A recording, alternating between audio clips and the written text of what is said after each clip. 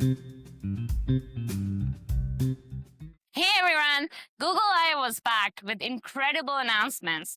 While many features are slated for a future release, as a front-end engineer, here are my top 3 updates that are available for us to dive in right now. The announcement that stood out to me the most was the release of modern web guidance. We have seen so many new features in modern CSS and new browser APIs and just so many updates constantly happening in the modern web space that it has been hard for both us humans and agents to keep up. To solve for this, Google launched a comprehensive, expert-vetted package of skills for coding agents. It prevents agents from using outdated code patterns since it helps guide your AI coding agent across multiple common use cases to build accessible navigation component or a dialog component without using JavaScript. Like that's just one of the many examples you can use to build with it. With these skills, your agent has it's powered up to build modern web practices that are accessible, performance, secure. It is framework agnostic, so it works seamlessly whether you're building in Angular, React, or native web app, or whatever framework of your choices.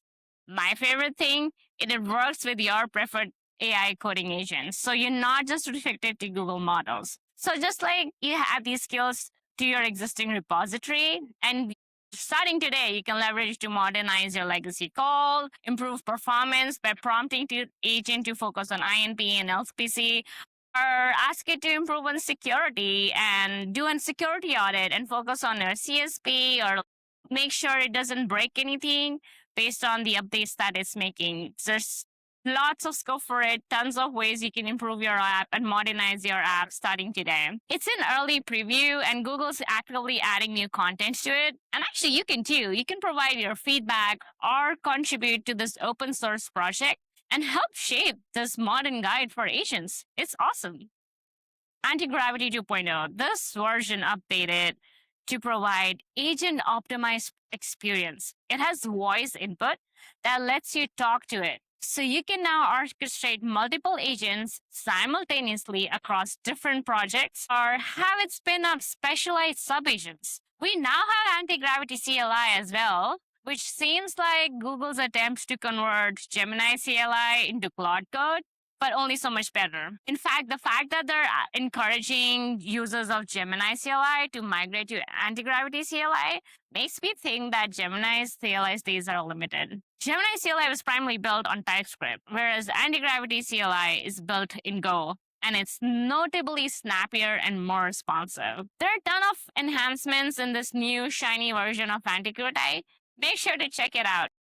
Okay, the next thing, HTML in Canvas. It's exactly what it sounds. Until now, to build a complex, interactive app with a lot of graphic elements, developers had to debate whether they should lean on the canvas or should they leverage DOM elements. It was a hard choice always, and HTML in Canvas gives developers the relative strengths of both the DOM and the canvas. So now you can highlight text inside the canvas to copy, or you can find in the page browser, or you can do just like copy text, paste it, right-click image and save it, all while it is in a canvas.